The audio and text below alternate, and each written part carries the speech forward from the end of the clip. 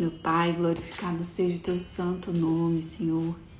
Obrigada, Pai, por mais um dia. Obrigada por estar sempre conosco. Obrigada por estar nos guiando, falando conosco cada dia mais. Obrigada porque o Senhor está concretizando a tua vontade em nós. Obrigada, Senhor, por mais um dia. Tu és maravilhoso, tu és tremendo. Coloca a tua mão sobre cada um de nós. Em nome de Jesus. Nós te amamos, nós te agradecemos, nós te honramos. Fala conosco. Fica no nosso coração aquilo que o Senhor quer passar. Aquilo que o Senhor quer nos ensinar. Abre os nossos olhos, nossos ouvidos espirituais para entender a tua palavra. Em nome de Jesus. Amém. Amém, amém.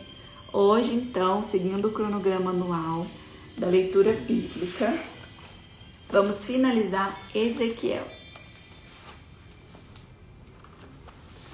Esse livro tão profético, né? Então, nós vamos ler do 46 ao 48, 3 capítulos. E amanhã iniciamos com Daniel. Daniel, que é um capítulo assim, um livro tremendo também, né, gente? Tô caçando a caneta aqui. E o Arthur jogou a caneta no chão. Vou marcar um check aqui. E bora. Olha que lindo que tá. Todo rabiscadinho, mas tá lindo. Tudo em dia. O nosso devocional. Amém? Partiu.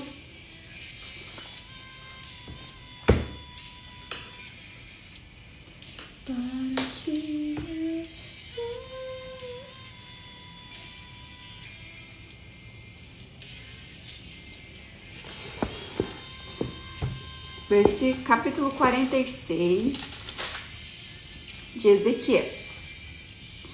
Nos sábados e festa da lua nova. Assim diz o Senhor Deus: a porta do átrio interior, que olha para o oriente, estará fechada durante os 6 dias que são de trabalho, mas no sábado ela se abrirá, e também no dia da festa da lua nova. O príncipe entrará de fora para o vestíbulo da porta e permanecerá junto da ombreira da porta. Os sacerdotes prepararão o holocausto dele e seus sacrifícios pacíficos, e ele adorará no liminar da porta e sairá, mas a porta não se fechará até a tarde. O povo da terra adorará na entrada da mesma porta, nos sábados e nas festas da lua nova, diante do Senhor. O holocausto que o príncipe oferecer ao Senhor serão, no dia de sábado, 6 cordeiros sem defeito e um carneiro sem defeito. A oferta de manjares será 1 efa para cada carneiro, para cada cordeiro. A oferta de manjares será o que puder dar, e de azeite 1 rim para cada efa. Mas no dia da festa da lua nova será 1 novilho sem defeito e 6 cordeiros e 1 carneiro. Eles serão sem defeito. Preparará por oferta de manjares 1 efa para cada novilho e 1 efa para cada carneiro, mas pelos cordeiros, segundo puder, e 1 rim de azeite para cada efa. Quando entrar, o príncipe entrará pelos vestíbulos da porta e sairá pelo mesmo caminho. Bem?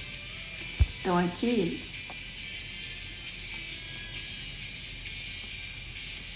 vem falando, eu achei interessante falar sobre que aqui no versículo 1,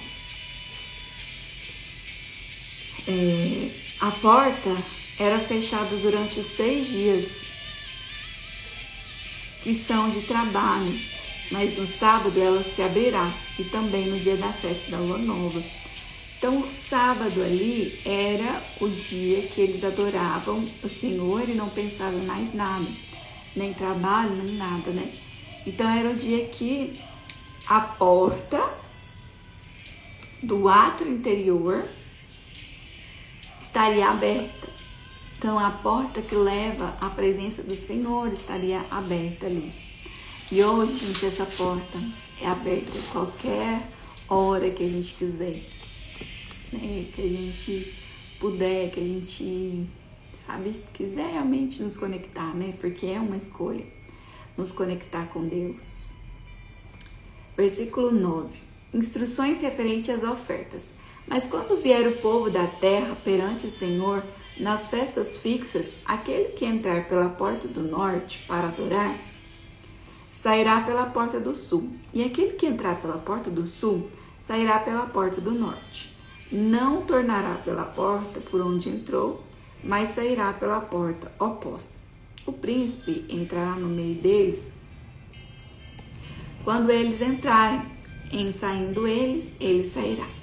Nas solenidades, nas festas fixas, a oferta de manjares será 1 efa para cada novilho e 1 para cada carneiro, mais pelos cordeiros o que puder dar, e de azeite 1 hin para cada efa.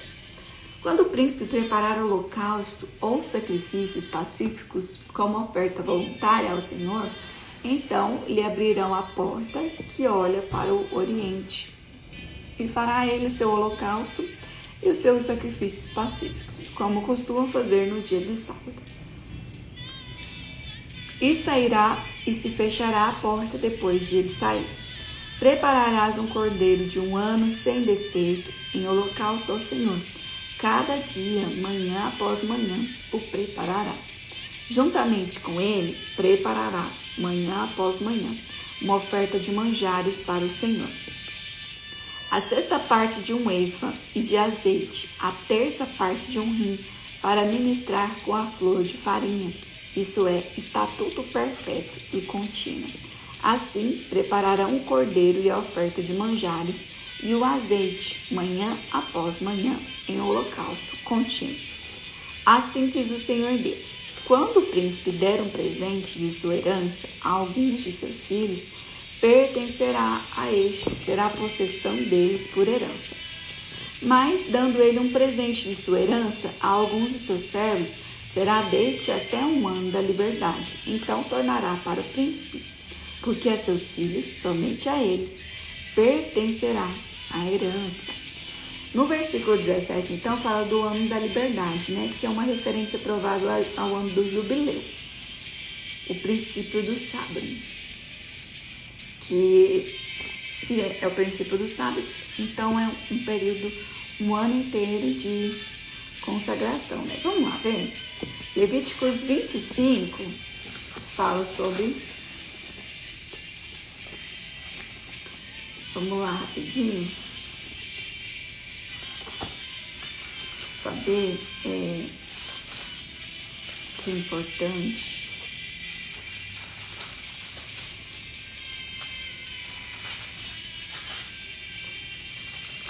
Que é o princípio do sábado. O ano do jubileu.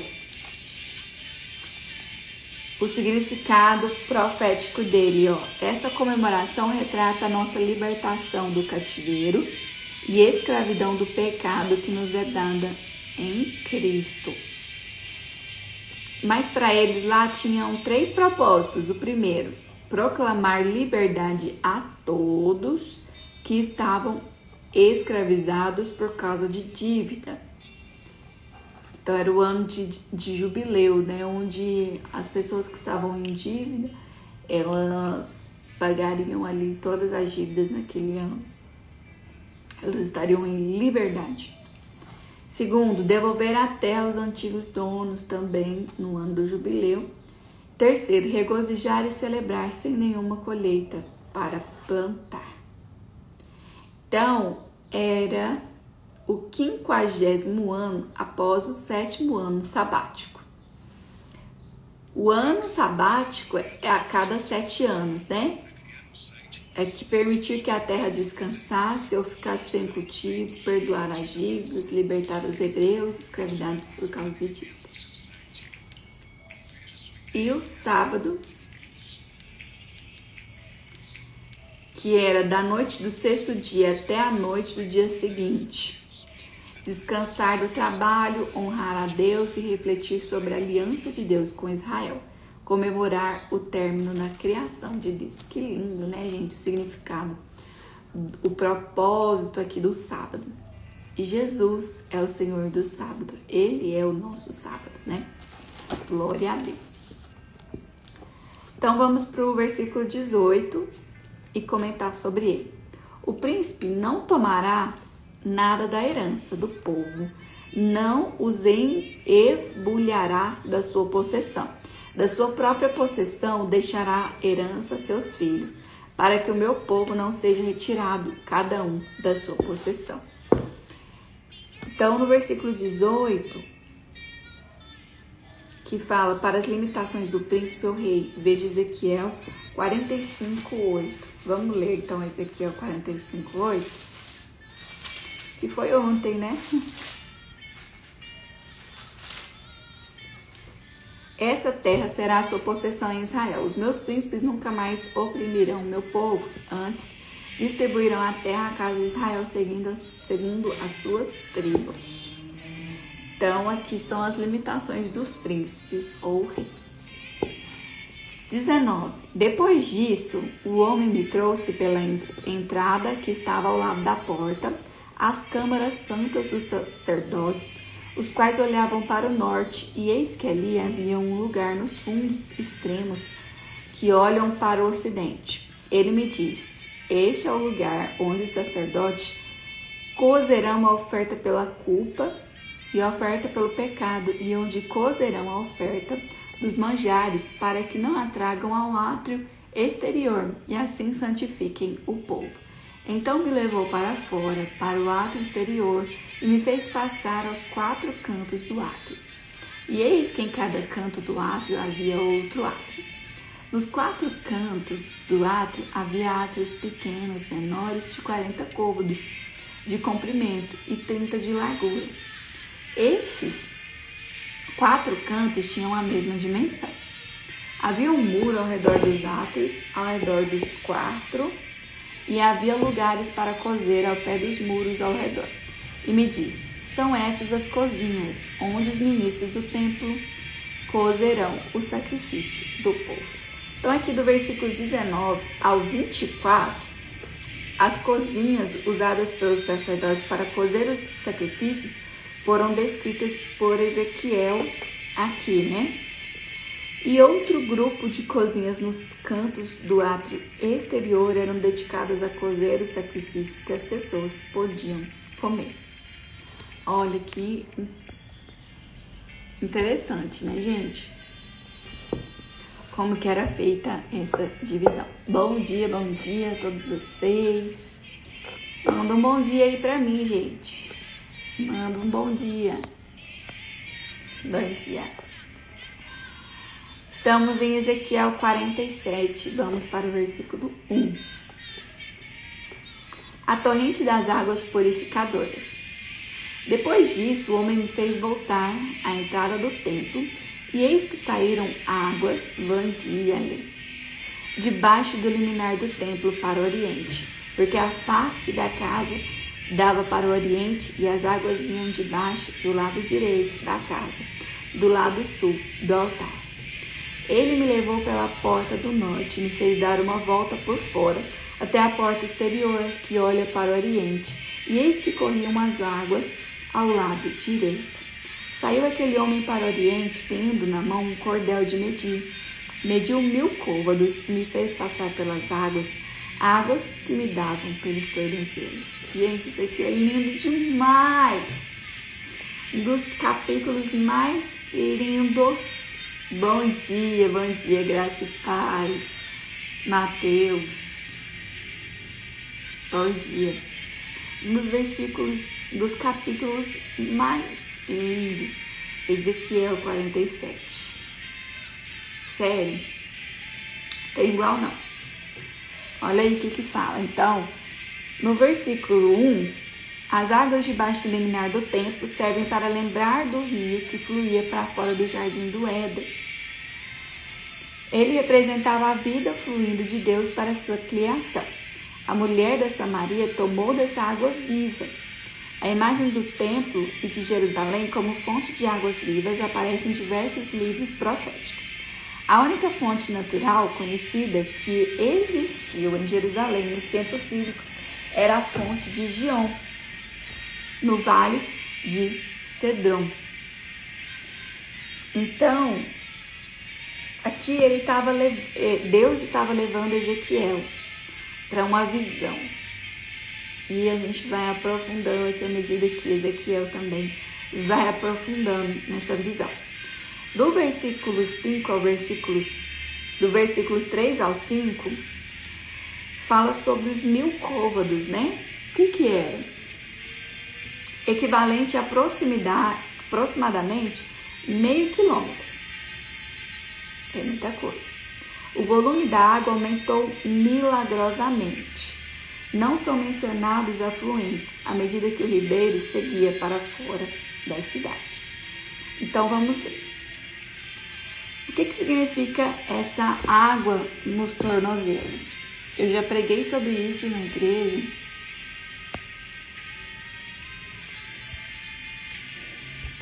E preguei também aquele dia aqui na minha casa, não sei se vocês lembram. O dia que a gente fez o café aqui em casa, café Unidas por Propósitos, né? Café Up. A pregação no café, você lembrou, né, amigo? Exatamente. O que são as águas no tornozelo? Foi maravilhoso. Perfeito. Café na mesa com Jesus. Águas nos tornozelos é quando você começa, né? Você é um bebê espiritual.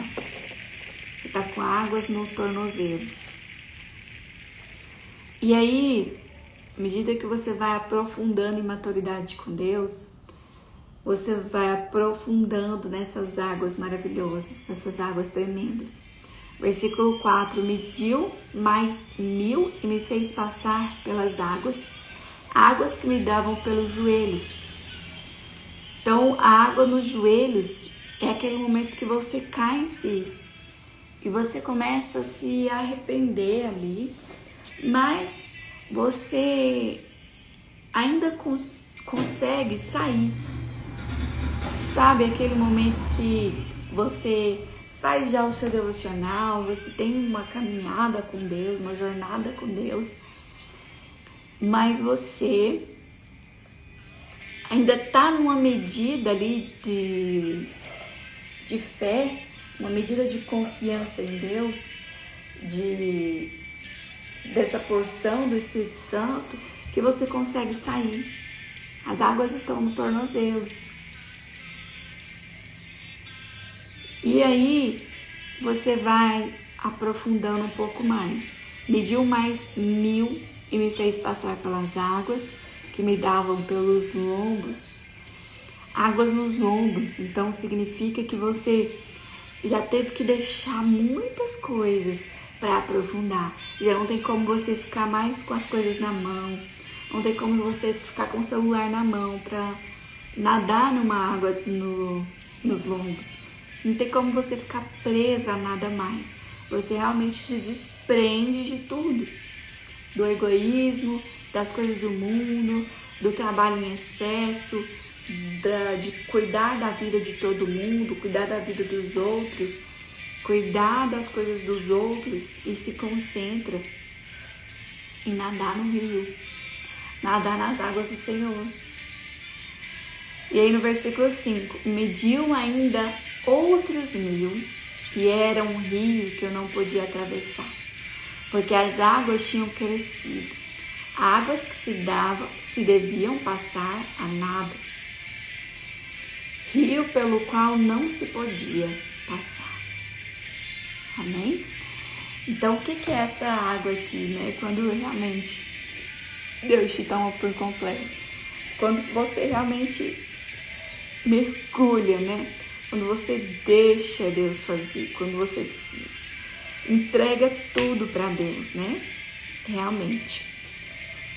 Então é maravilhoso Quando nós fazemos isso, quando nós mergulhamos, quando nós vivemos nessa total dependência de Deus e fala, Senhor, eu estou aqui de cabeça na tua palavra, na tua infinita bondade. Eu estou aqui, Senhor, estou aqui. Sabe? Não pense em mais nada, só em cumprir a vontade do Senhor. Versículo 6. E me disse, viste, filho do homem? Viste isso, filho do homem? Então me levou e me tornou a trazer à margem do rio. Então, muitas vezes você já passou por tudo isso. E Deus, você está ali mergulhado, e Deus te pega e te leva para a margem de novo. Para você ver tudo que passou. Então, chega um momento que você para e você fica olhando. Parece que está todo mundo recebendo, todo mundo aprofundando e você está ali olhando. E você já teve essa experiência com Deus. E versículo 7. Tendo eu voltado, eis que à margem do rio havia grande abundância de árvores, que de um lado e de outro lado. Então, você começa a ver todos os frutos. Você começa a ver aquelas árvores maravilhosas que cresceram por causa do rio. Não existe árvore, não existe plantação, não existe colheita, não existe fruto onde não tem água. É necessário ter água. É necessário ter o rio passando, o rio transbordando. Então, você começa a ver os frutos, as árvores lindas. E aí, no 8, então me disse, estas águas saem para a região oriental e descem a campina, e entraram no Mar Morto, cujas águas ficarão saudáveis. Toda criatura vivente que vive em enxames viverá por onde quer que passe esse rio. E haverá muitíssimo peixe, e onde chegarem essas águas, tornarão saudáveis as do mar. E tudo viverá por onde quer que passe esse rio. Por onde esse rio passar, tudo vai ser transformado. Tudo vai ser mudado. Tudo vai ganhar vida. Se estava doente, vai ser curado. Se estava vazio, vai ser cheio. Vai ser renovado. Em nome de Jesus.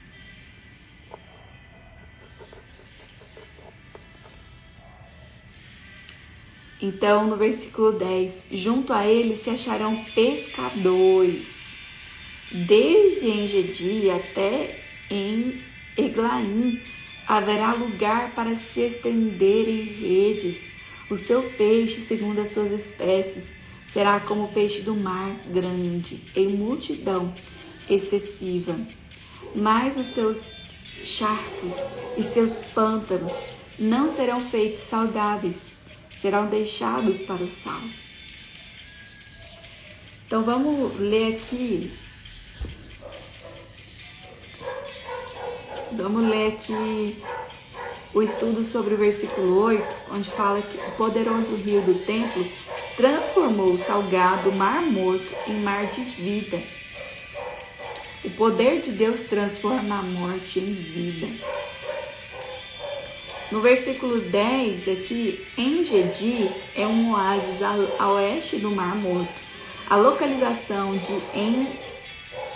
Eglaim é incerta, mas o Mar Grande é outro nome para o Mar Mediterrâneo. Ali falando, bispo, essa madrugada ainda vomitou, mas já vejo melhoramento, sim. Amém. Nossa, essas viroses são terríveis. É virose mesmo? Nossa, é terrível. E aí, Versículo 12 fala que, junto ao rio as ribanceiras, de um lado e de outro, nascerá toda sorte de árvore que dá fruto para se comer. E não fenecerá a sua folha, nem faltará o seu fruto, e nos seus meses produzirá novos frutos, porque as suas águas saem do santuário. O seu fruto servirá de alimento, e a sua folha de remédio.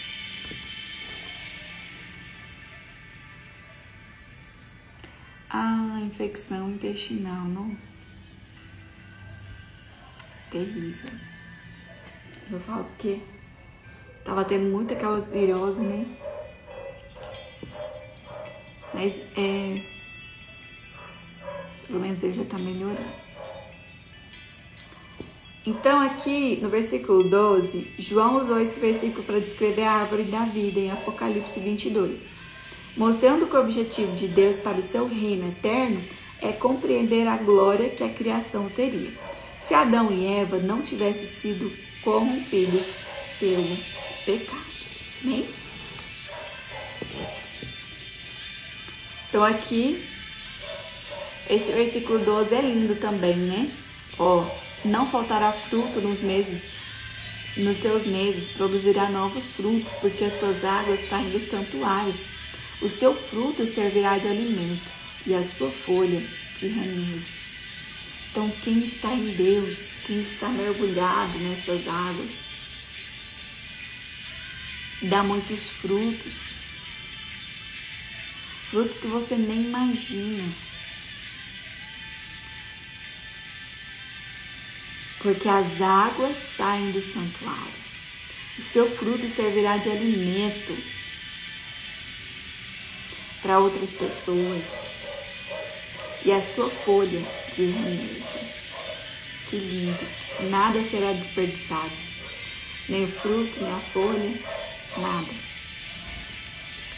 Incrível, né, gente? Versículo 13. As fronteiras da terra de Israel. Assim diz o Senhor Deus: este será o limite pelo qual partireis a terra em herança, segundo as 12 tribos de Israel. José terá 2 partes. Vós a partireis em herança iguais, tanto para um copo como para o outro. Pois jureis, levantando a mão, dá-la a vossos pais. Assim que essa mesma terra vos cairá a vós outros em herança. Este será o limite da terra, do lado norte, desde o Mar Grande, caminho de Etlon, até a entrada de Zedade, Amate, Ramate, Berota, Sibraim, que estão entre o limite de Damasco e o de Ramate. A cidade de Azer Haticum, que está junto ao limite de Hauram. Assim o limite será desde o mar até Hazar-Enon. O limite de Damasco e na direção do norte está o limite de Ramate. Este será o lado do norte. O lado do oriente entre Hauram e Damasco e Gileade. E a terra de Israel será o Jordão. Desde o limite do norte até o mar do oriente medireis. Este será o lado do oriente.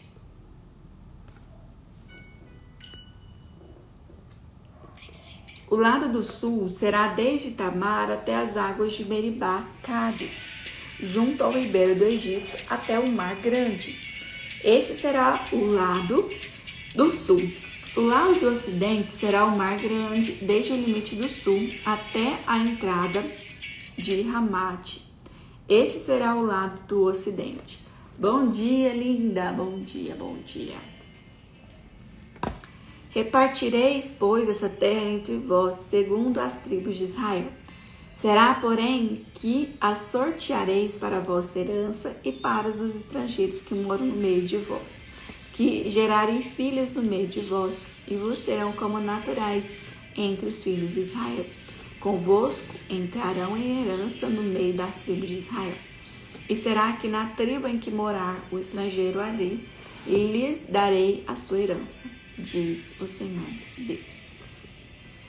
Então, aqui, fala sobre questões territoriais, tribais. Deixa eu ler aqui o estudo, que vai ser bom. No versículo 13, os levitas não receberam uma porção separada da terra.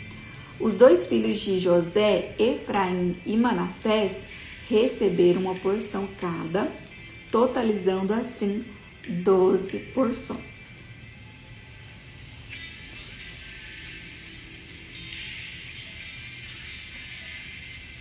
Então é por isso que não tem a tribo de José, né? Que aí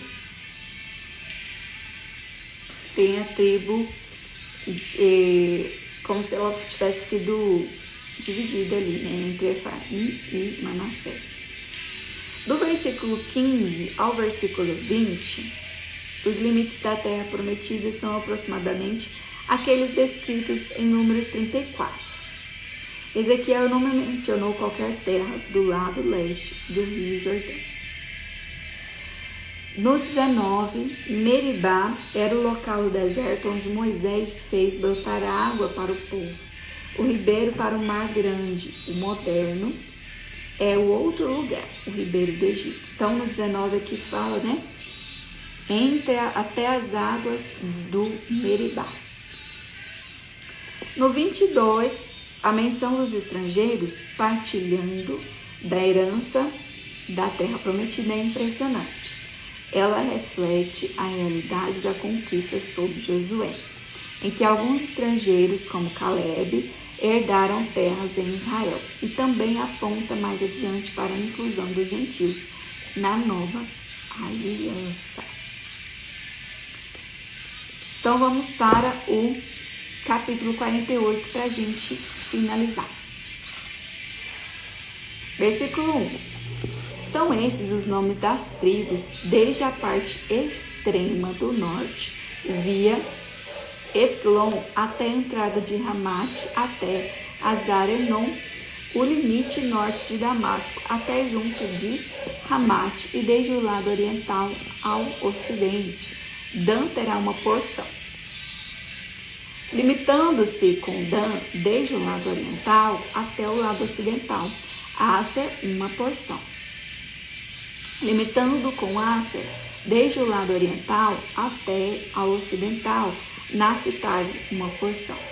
Limitando-se com Naftali, desde o lado oriental até o ocidental, Manassés, uma porção. Limitando-se com Manassés, desde o lado oriental até o ocidental, Efraim, uma porção. Limitando-se com Efraim, desde o lado ocidental até o lado oriental, Ruben, uma porção. Limitando com Ruben, desde o lado oriental até o ocidental, Judá, uma porção. Limitando-se com Judá, desde o lado oriental até o lado ocidental, será a região sagrada que há vez de separar, de 25.000 côvados de largura e de comprimento, o mesmo que das porções desde o lado oriental até o lado ocidental. O santuário estará no meio dela. A região que há vez de separar ao Senhor será do comprimento de 20.000 côvados e da largura de 10.000. Esta região santa dos sacerdotes será ao norte 25.000 côvados, ao ocidente 10.000 de largura, ao oriente 10.000 de largura e ao sul 25.000 de comprimento. O santuário do Senhor estará no meio dela. Será para os sacerdotes santificados, para os filhos de Zadok que cumpriram o seu dever e não andaram errados, para os filhos de Israel se extraviaram como fizeram os levitas. Será a região especial dentro da região sagrada, lugar santíssimo, fazendo limites com a porção dos levitas. É muito interessante entender sobre esses limites. Dos versículos 1 até o 12, que a gente acabou de ler, fala sobre os territórios tribais do novo acordo, que são agrupados de acordo com a posição de sua mãe ancestral. Os filhos de Lia e Raquel são os mais próximos do templo e da cidade. Dan e Naphtali eram filhos da serva de Raquel, Bila. Gade e Azer eram filhos da serva de Lia, Zilpa. Ruben, Judá, Simeão, Issacar e Zebulon eram filhos de Lia. E Benjamim e José, são as tribos de Manassés e Efraim, eram filhos de Raquel. Por que é importante, gente? Porque a história de Israel está toda baseada nessas 12 tribos, nos 12 filhos de Jacó, né? São todos esses aqui que a gente acabou de ler. Então, eu até ficava me perguntando como que José era filho de Jacó, o filho mais amado de Jacó, e ele não tinha uma tribo, né? Não tinha uma região territorial. E olha aqui a resposta. Então tem essas questões que os levitas, que eram separados, os sacerdotes separados, eles não tinham território. Então, José era representado pelos 2 filhos, Efraim e Manassés. E aí totaliza as 12 tribos, as 12 regiões aí.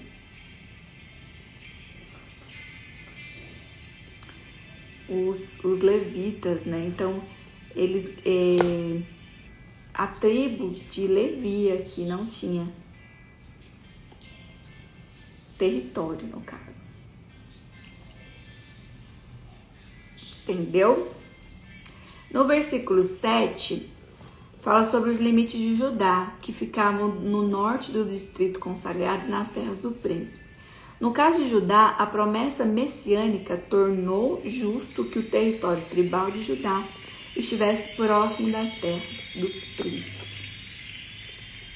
E do versículo 8 ao 22, que a gente vai ler agora, até o 22, o templo, a habitação do Senhor, seria um centro do distrito especial. Um distrito teria o formato de um quadrado perfeito separado para o Senhor no meio da terra de Israel. O templo milenar de Israel e seus sacrifícios estão um passo adiante na preparação do povo, feita por Deus, para que seu povo o adote nos céus. Então vamos ler aqui do versículo 13 ao 22, tá bom? Os limites dos sacerdotes e dos levitas. Os levitas, segundo o limite dos sacerdotes, terão 25.000 côvados de comprimento e 10.000 de largura. Todo o comprimento será 25.000 e a largura 10.000. Não venderão nada disso, nem trocarão, nem transferirão ao trem o melhor da terra, porque é santo ao Senhor.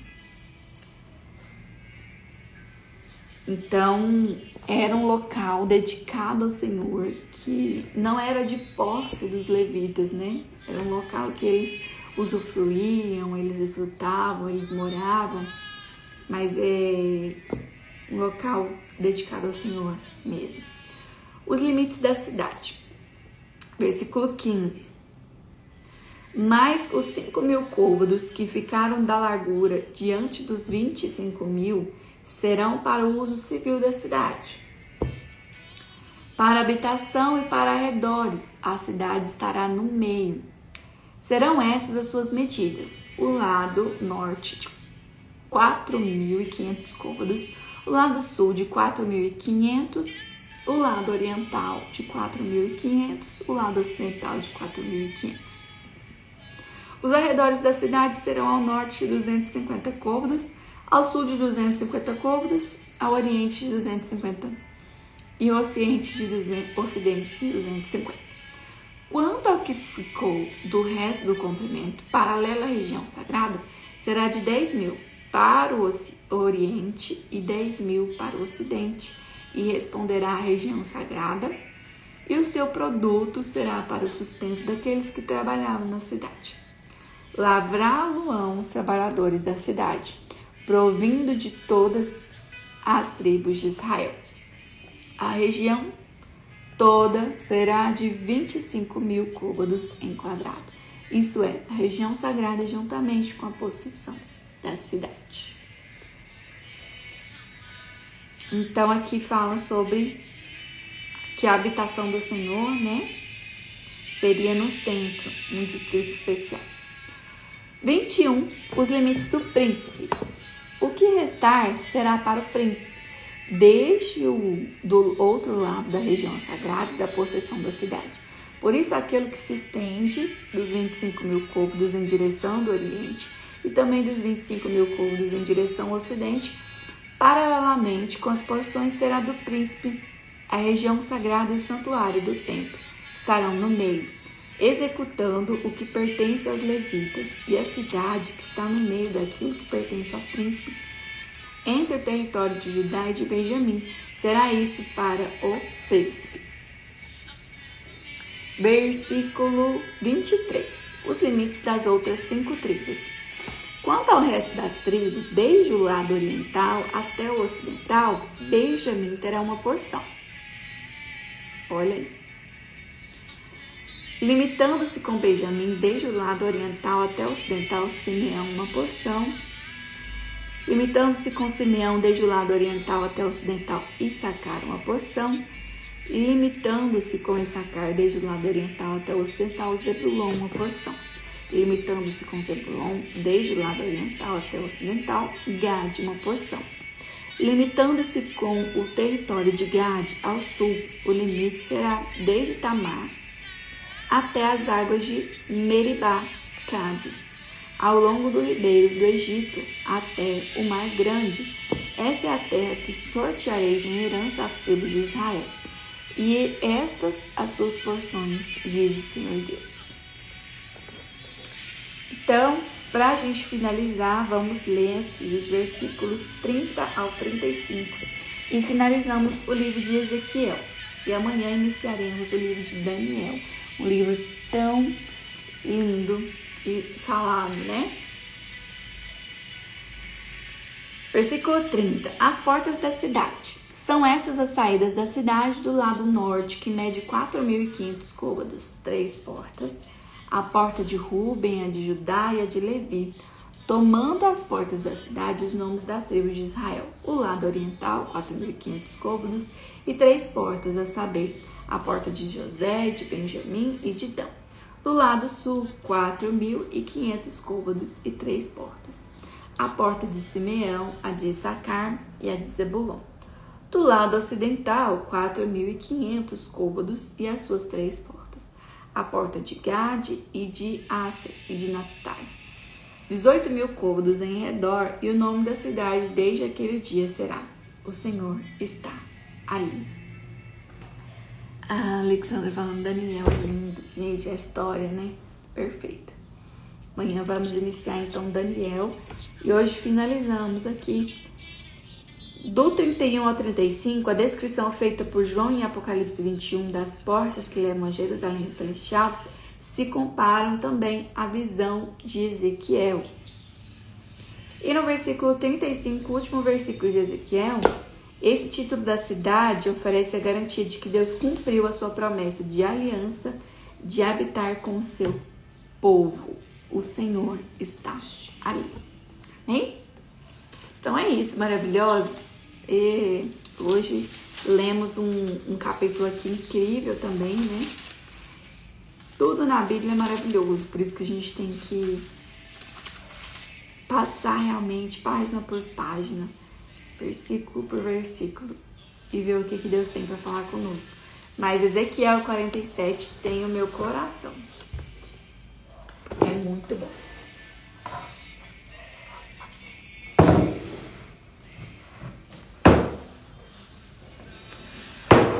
Vamos fazer nossa oração.